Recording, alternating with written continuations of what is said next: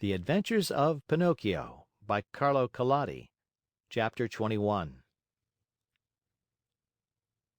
Pinocchio, as you may well imagine, began to scream and weep and beg, but all was of no use, for no houses were to be seen and not a soul passed by on the road. Night came on. A little because of the sharp pain in his legs, a little because of fright at finding himself alone in the darkness of the field, the Marionette was about to faint, when he saw a tiny glowworm flickering by. He called to her and said, "Dear little glowworm, will you set me free?" "Poor little fellow," replied the glowworm, stopping to look at him with pity. "How came you to be caught in this trap?" "I stepped into this lonely field to take a few grapes and—" "Are the grapes yours?" "No." "Who has taught you to take things that do not belong to you?" "I was hungry." "Hunger, my boy, is no reason for taking something which belongs to another." "It's true! It's true!" cried Pinocchio in tears. "I won't do it again."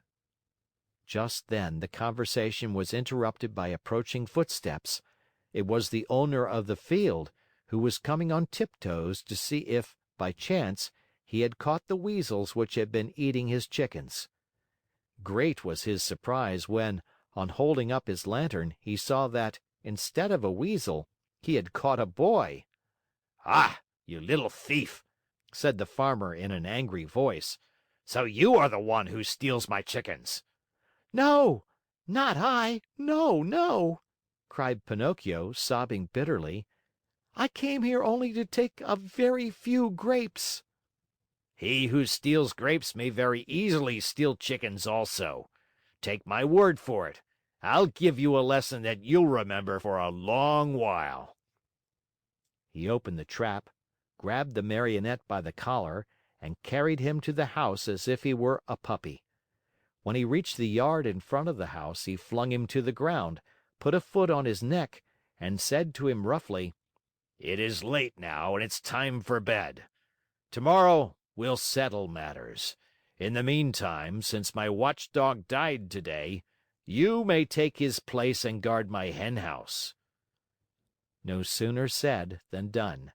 He slipped a dog collar around Pinocchio's neck and tightened it so that it would not come off. A long iron chain was tied to the collar. The other end of the chain was nailed to the wall. "If tonight it should happen to rain," said the Farmer, "you can sleep in that little doghouse near by, where you will find plenty of straw for a soft bed.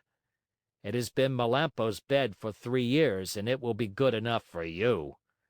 And if by any chance any thieves should come, be sure to bark."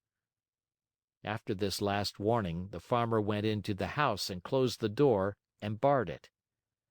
Poor Pinocchio huddled close to the doghouse more dead than alive from cold, hunger, and fright. Now and again he pulled and tugged at the collar which nearly choked him, and cried out in a weak voice: "I deserve it. Yes, I deserve it. I have been nothing but a truant and a vagabond. I have never obeyed anyone, and I have always done as I pleased. If I were only like so many others and had studied and worked and stayed with my poor old father, I should not find myself here now, in this field and in the darkness, taking the place of a farmer's watchdog. Oh, if I could start all over again! But what is done can't be undone, and I must be patient." After this little sermon to himself, which came from the very depths of his heart, Pinocchio went into the doghouse and fell asleep.